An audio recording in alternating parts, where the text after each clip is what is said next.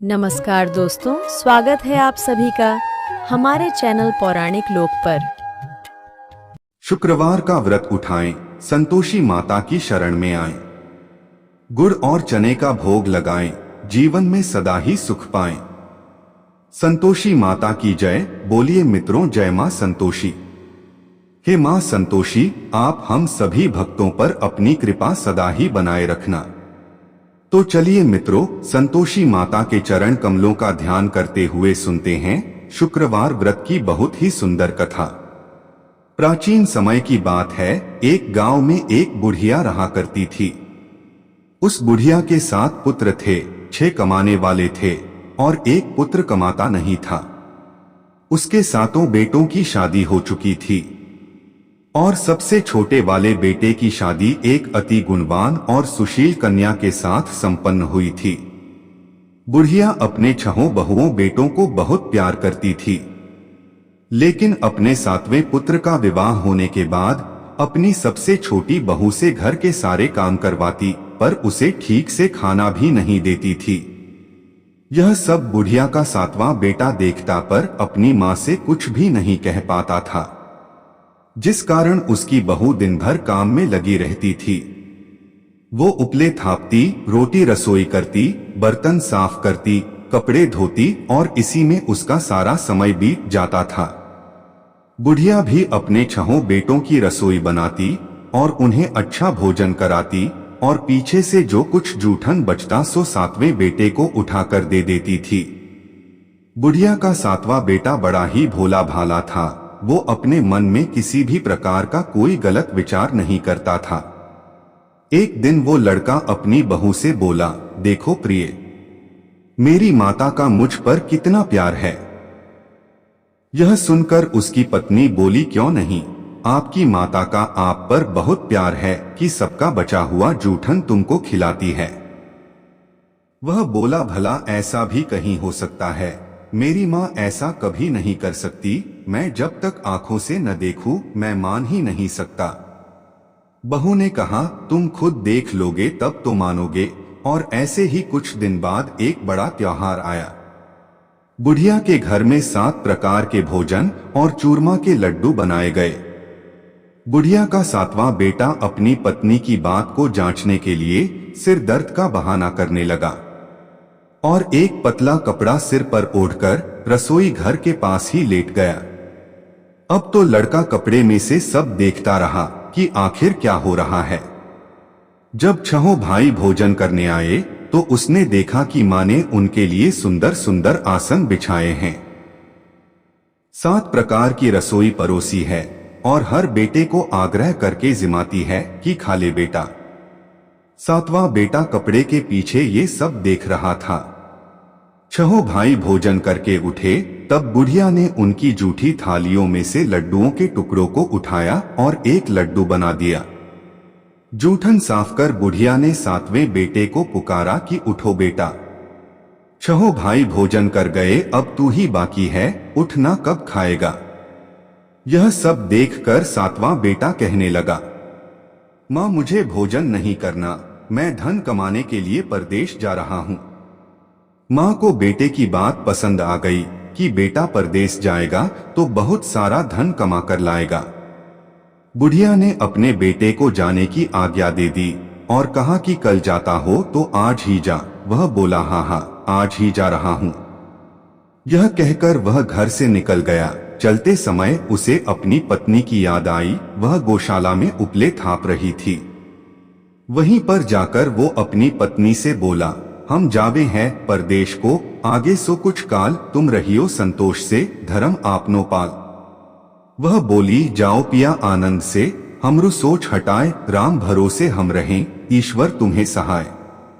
पत्नी बोली, दे निशानी आपनी, देख धरू मैं धीर, सुधी हमरी मति बिसारियो, रखियो मन गंभीर। वो बोला कि मेरे पास तुम्हें देने के लिए तो कुछ भी नहीं है, बस यह एक अंगूठी है, सो ले लो और अपनी कुछ निशानी मुझे भी दे दो। वह बोली, मेरे पास आपको देने के लिए क्या है? इतना कहकर वह पति के चरणों में गिरकर रोने लगी। इससे पति के जूतों पर गोबर से सने हाथों से छाप बन गई।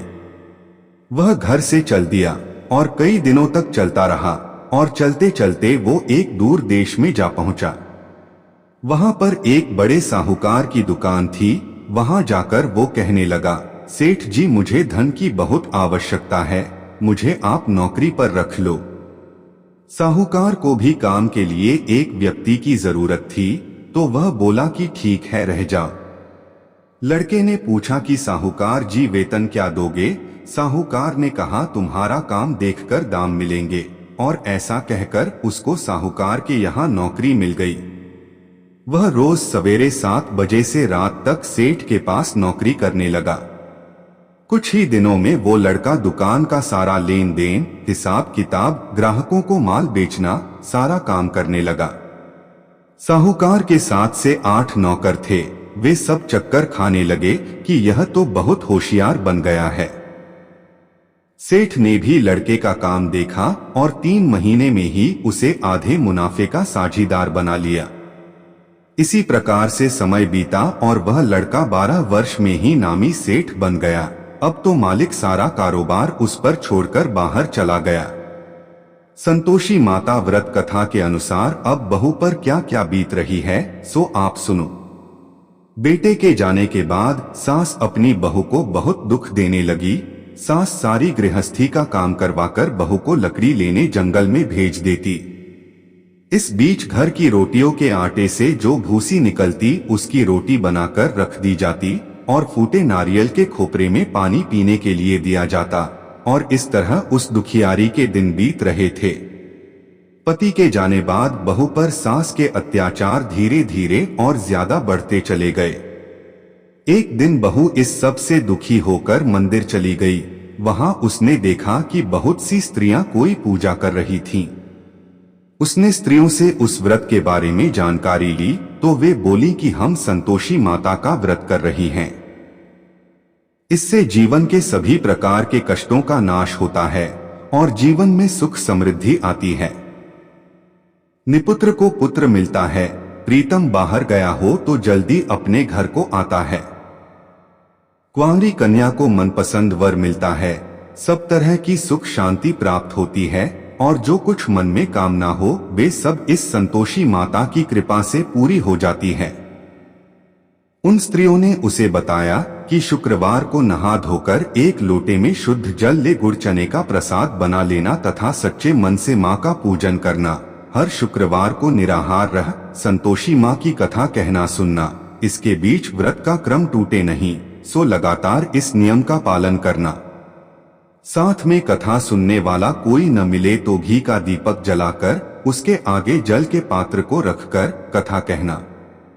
जब तक कार्य सिद्ध न हो नियम पालन करना और कार्य सिद्ध हो जाने पर ही व्रत का उद्यापन करना। 3 मास में माता व्रत का फल पूरा करती है। यदि किसी के खोटे ग्रह हों तो भी माता 1 वर्ष में अवश्य कार्य को सिद्ध करती हैं। इसलिए कार्य सिद्ध होने पर ही उद्यापन करना चाहिए, बीच में नहीं। उद्यापन में 2.5 सेर आटे का खाजा तथा इसी परिमाण से खीर तथा चने का साग तैयार करना। 8 लड़कों को भोजन कराना। जहां तक मिले देवर जेठ भाई बंधु कुटुंब के लड़के लेना, न मिले तो रिश्तेदारों और पड़ोसियों के लड़के बुलाना, उन्हें भोजन कराना, यथाशक्ति दक्षिणा देना और माता का व्रत पूरा करना। इस दिन खटाई भूल कर भी मत खाना और न ही किसी को खाने को देना और दिन में 1 वक्त भोजन करना। उन महिलाओं से व्रत का सारा विधान सुनकर अब तो बहू हर शुक्रवार को पूरी सच्ची श्रद्धा से संतोषी माता का व्रत करने लगी। संतोषी माता की कृपा से कुछ ही दिनों के बाद उसे अपने पति का पत्र मिला, साथ ही पति के भेजे हुए पैसे भी आ गए। यह सब देखकर जेठानी मुंह सिकोड़ने लगी और बोली, इतने दिनों में पैसा आया, इसमें क्या बड़ाई है। लड़के ताने देने लगे, काकी के पास अब पत्र आने लगे, रुपया आने लगा, अब तो काकी की खातिर बढ़ेगी, अब तो काकी बुलाने से भी नहीं बोलेगी। बेचारी सरलता से कहती, भैया पत्र आवे रुपया आवे तो हम सबके लिए अच्छा है। ऐसा कहकर आंखों में आंसू भरकर संतोषी माता के मंदिर में आकर मातेश्वरी के चरणों में गिरकर रोने लगी और बोली कि माँ, मैंने तुमसे पैसा नहीं मांगा, मुझे पैसे से क्या काम है, मुझे तो अपने सुहाग से काम है। मैं तो अपने स्वामी के दर्शन और सेवा मांगती हूँ। तब माता ने प्रसन्न होकर कहा, जा बेटी, तेरा स्वामी बहुत जल्दी तेरे पास आएगा। यह सुनकर वह खुशी से बावली हो गई और घर में जा काम करने लगी। अब संतोषी माँ विचार करने लगी कि इस भोली भाली पुत्री से मैंने कह तो दिया तेरा पति आएगा, पर कहां से? वह तो स्वप्न में भी इसे याद नहीं करता, उसे याद दिलाने मुझे जाना पड़ेगा। इस तरह माता बुढ़िया के बेटे के पास स्वप्न में प्रकट होकर कहने लगी, साहूकार के बेटे, सोता है या जागता है? वह बोला, माता सोता भी नहीं हूँ, जागता भी नहीं हूँ, बीच में ही हूँ, कहो क्या आ गया है? माँ कहने लगी, तेरा घर बार कुछ है या नहीं? वह बोला, मेरा सब कुछ है माता, माँ बाप, भाई बहन, बहू, क्या कमी है? माँ बोली, पुत्र, तेरी स्त्री घोर कष्ट उठा रही है, माँ बाप उसे दुख दे रहे हैं, वह तेरे लिए तरस रही है, तू उसकी सुधि ले।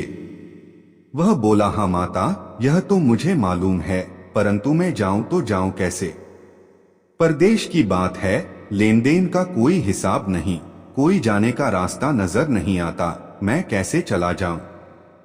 माँ कहने लगी, मेरी बात मान, सवेरे नहा धोकर संतोषी माता का नाम ले और एक घी का दीपक जला। दंडवत होकर दुकान पर जाकर बैठना, देखते ही देखते तेरा लेन देन सब चुकता हो जाएगा, जमा माल बिक जाएगा, सांझ होते होते धन का ढेर लग जाएगा। जब सवेरे उठकर उसने लोगों से अपने सपने की बात कही तो वे सब उसकी बात अनसुनी कर खिल्ली उड़ाने लगे कि कहीं सपने भी सच होते हैं। पर एक बूढ़ा बोला, देख भाई, मेरी बात मान, इस प्रकार साच झूठ करने के बदले देवता ने जैसा कहा है वैसा ही करने में तेरा क्या जाता है? वह बूढ़े की बात मान स्नान कर संतोषी माँ को दंडवत कर घी का दीपक जला, दुकान पर जा बैठा। थोड़ी देर में वह क्या देखता है कि देने वाले रुपया लाए, लेने वाले हिसाब लेने लगे, कोठे से भरे सामानों के खरीदार नकद दाम में सौदा करने लगे, शाम तक धन का ढेर लग गया। माता का चमत्कार देख प्रसन्न होकर मन में माता का नाम लेकर अपने घर ले जाने के लिए गहना कपड़ा खरीदने लगा और वहां के काम से निपटकर वह घर को रवाना हुआ। वह बहू बेचारी जंगल में लकड़ी लेने जाती है, लौटते वक्त माँ के मंदिर पर विश्राम करती है। वह तो उसका रोजाना रुकने का स्थान था। दूर से धूल उड़ती देख वह माता से पूछती है, हे माता, यह धूल कैसी उड़ रही है?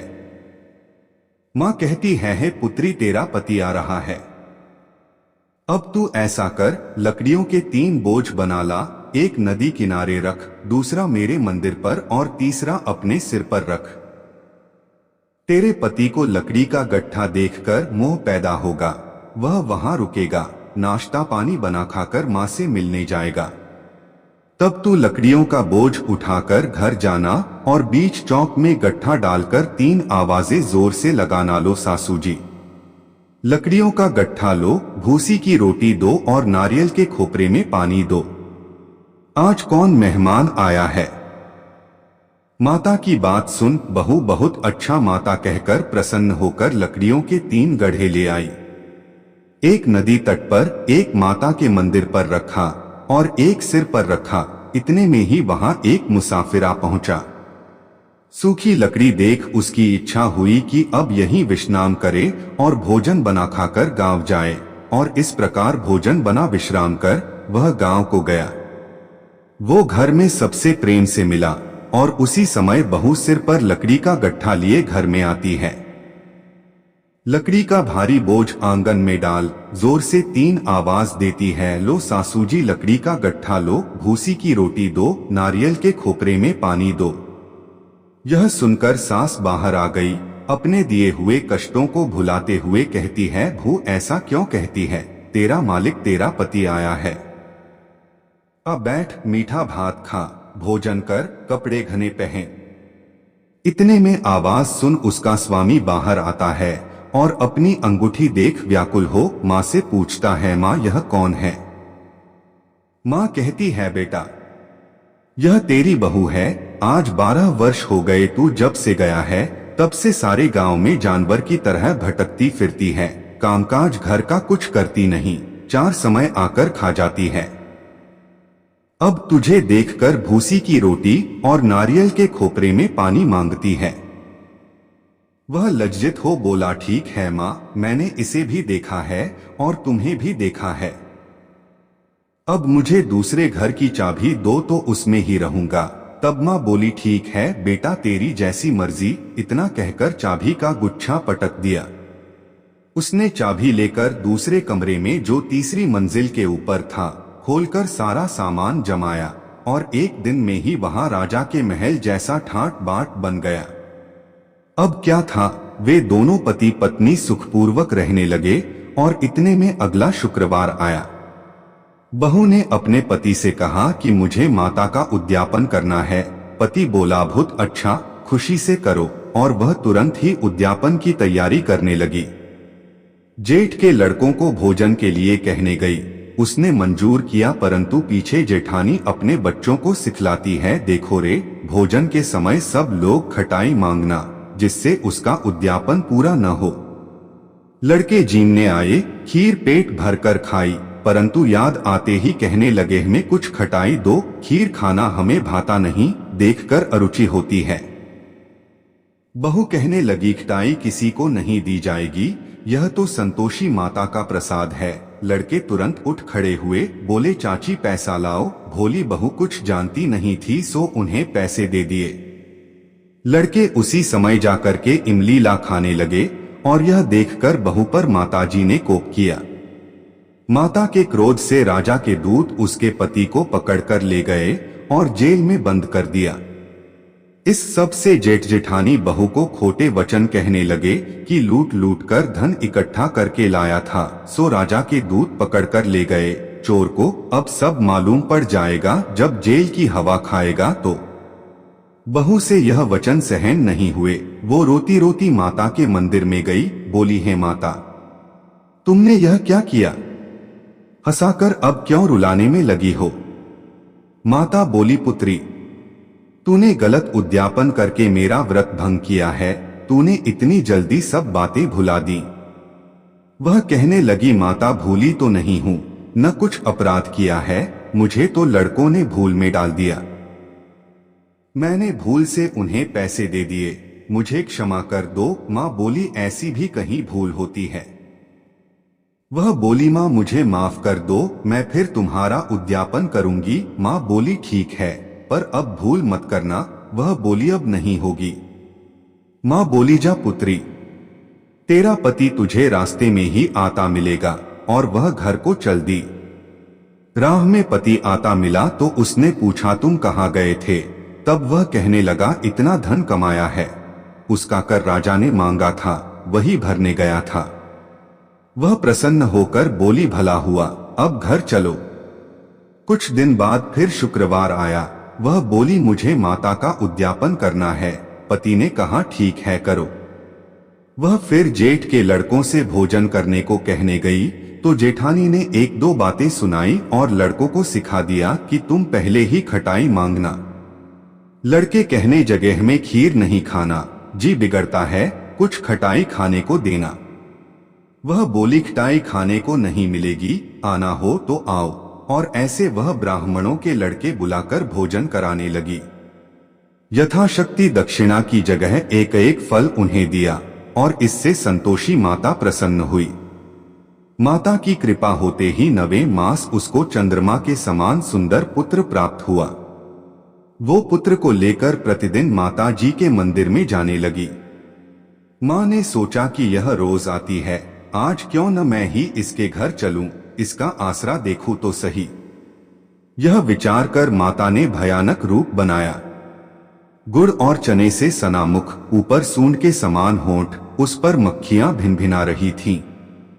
दहलीज में पाव रखते ही उसकी सास चिल्लाई, देखो रे, कोई चुड़ैल डाकिन चली आ रही है, लड़कों इसे भगाओ, नहीं तो किसी को खा जाएगी। लड़के डरने लगे और चिल्लाकर खिड़की बंद करने लगे। यह सब बहू रोशनदान में से देख रही थी। प्रसन्नता से पगली होकर चिल्लाने लगी, आज मेरी माता जी मेरे घर आई हैं। यह कहकर बच्चे को दूध पिलाने छोड़ देती है। इतने में सास का क्रोध फूट पड़ा, बोली, रांड इसे देखकर कैसी उतावली हुई है जो बच्चे को पटक दिया। इतने में मां के प्रताप से जहां देखो वहीं लड़के ही लड़के नजर आने लगे। वह बोली, मां जी मैं जिनका व्रत करती हूँ यह वही संतोषी माता हैं। इतना कह झट से सारे घर के किवाड़ खोल देती है। सबने माता के चरण पकड़ लिए और विनती कर कहने लगे हैं, माता हम मूर्ख हैं, हम अज्ञानी हैं, पापी हैं। तुम्हारे व्रत की विधि हम नहीं जानते, तुम्हारा व्रत भंग कर हमने बहुत बड़ा अपराध किया है। हे माता आप हमारा अपराध क्षमा करो। इस प्रकार माता प्रसन्न हुई और सभी को आशीर्वाद दिया। माता आपने बहू को जैसा फल दिया वैसा सबको देना। जो भी भक्त माता की यह कथा पढ़े उसका हर मनोरथ पूर्ण हो। तो बोलिए प्रेम से संतोषी माता की जय।